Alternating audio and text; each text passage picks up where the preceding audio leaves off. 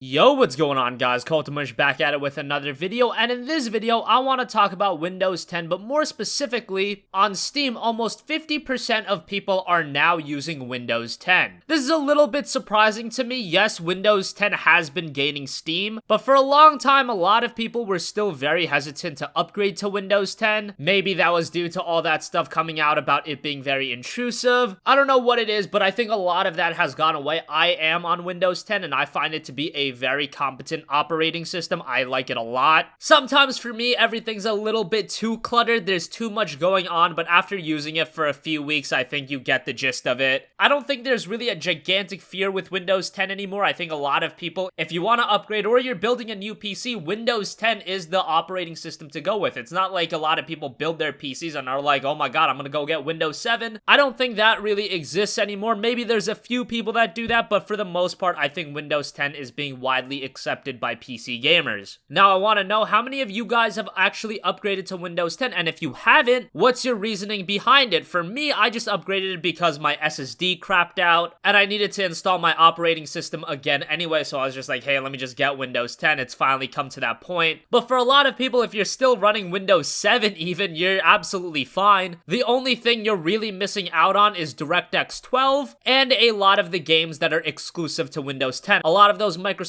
games like Gears of War Ultimate Edition, Forza, Quantum Break was exclusive for a little bit, but that is coming out on Steam this month, actually. But we've got other games coming out like Forza Horizon 3, Gears of War 4, Halo Wars 2 that for now, they're only going to be exclusive on Windows 10, and is that a factor for you guys to actually upgrade? For a lot of people, those games being on Windows 10 didn't affect them at all because they're all exclusive to the Windows Store, and that store is pretty terrible. For me, that was definitely a factor because I am the kind of guy where I do have a YouTube channel, and it's good for me to play all of these games, know how the performance is. So obviously for me, having access to all of these games was a big deal, but it's not like I'm spending a lot of time playing Gears of War Ultimate Edition. I just got on there to test it, and that was pretty much it. I don't play any of my games through the Windows Store. I'm still using Steam, I'm still using Origin, but as an overall experience, Windows 10 has sufficed. There's nothing too intrusive going on. You can turn off the auto updates, and some of the layout refinements they made, I actually do really like. Things like Cortana, even though I don't mess around with that too much. It's cool that they added all of that, and comparatively speaking, Windows 8 versus Windows 10, I think Windows 10 outshines it in every way. For me, I'm not really utilizing DirectX 12 that much. A lot of games haven't even begun really utilizing it, but I know that is a gigantic factor for a lot of people, especially if you do have an AMD video card. But let me know what you guys think in the comment section down below. Have you upgraded to Windows 10? And if you have, do you like it? Have you dabbled around with the Windows 10 exclusive games that Microsoft has been putting out? For me, that was a big factor, but I don't see a lot of people really talking about them. Gears of War Ultimate Edition hasn't gained much traction. Forza Motorsport 6 Apex hasn't gained much traction. Quantum Break on PC hasn't gained much traction. And originally, I thought that was going to be a gigantic factor pushing a lot of people to upgrade to Windows 10, but that doesn't really seem to be the case. But people are still moving over to Windows 10 regardless. It's just that I don't think those games being on there is playing a big role in that. Also, if you haven't updated to Windows 10, let me know why. With Windows 10, outside of those games being exclusive, I don't think there's a major reason to update. I was using Windows 7 when Windows 10 was out, and I absolutely loved Windows 7. Like I said, I only updated because my SSD crapped out and I had to reinstall my OS anyway. So yeah, just a quick video today. I really wanted to get your guys' input. Comment in the comment section down below. If you have a request for a future video, you can also leave that in the comments. Thanks for watching, and I will catch you guys in the next one. Peace out.